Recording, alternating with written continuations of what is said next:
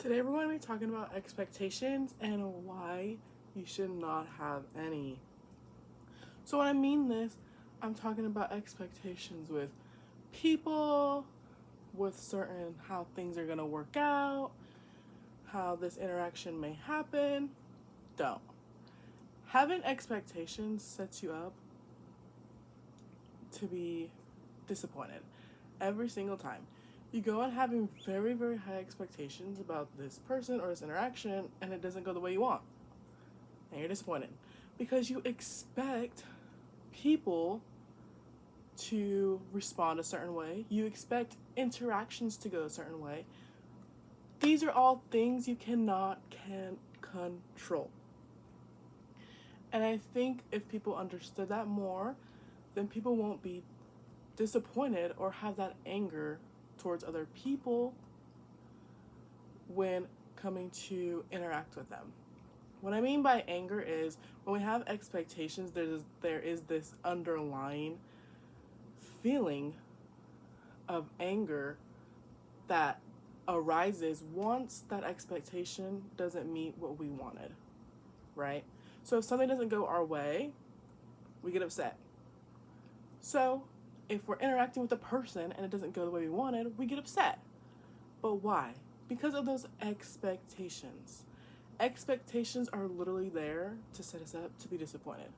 Why are we doing that to ourselves? Why are we hurting ourselves before it even happens? Why are we hurting ourselves before we even meet a person? Why?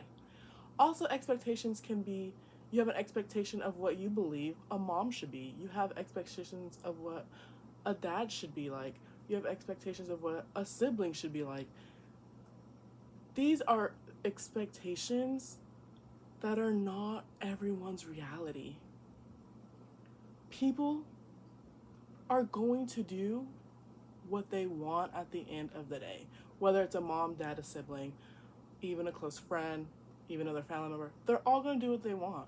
And they're never going to meet those expectations. There is some that do meet them, obviously, but majority of the time, they're not going to meet our expectations. People are going to do what they want to do. And it's in your control to decide if you want to live more peaceful or you always want to be disrupted and having these horrible feelings to people that you don't want there to be feelings to because you, again, care about these people. So if I have expectations of what I believe a mother is and my mother isn't meeting those expectations, I have this underlying anger. Same with if I have expectations with what I believe a father should be and my father doesn't meet these expectations, there's that underlying anger. Why? Why do we have these expectations when our mom, our dad, all these people are going to do what they want to do? It's out of our control on how they behave and how they interact with us. So we have to understand however they want to treat us is their choice. It's their decision. The only thing we can do is how we go about those decisions and make our own choices to help our own peace. So if these people are not meeting your expectations, you take a mental note. You try to make the situation easier. You try to make them behave a certain way or change that certain person. Why? It's okay to, and it's great even, to tell these people that they've hurt you. It's okay and great to tell these people that you expected them to be a certain way and they're not. That's great. It's great communication, right?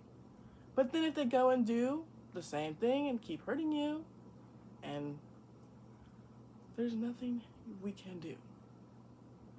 These people are going to do whatever they want. They're going to treat you how they want.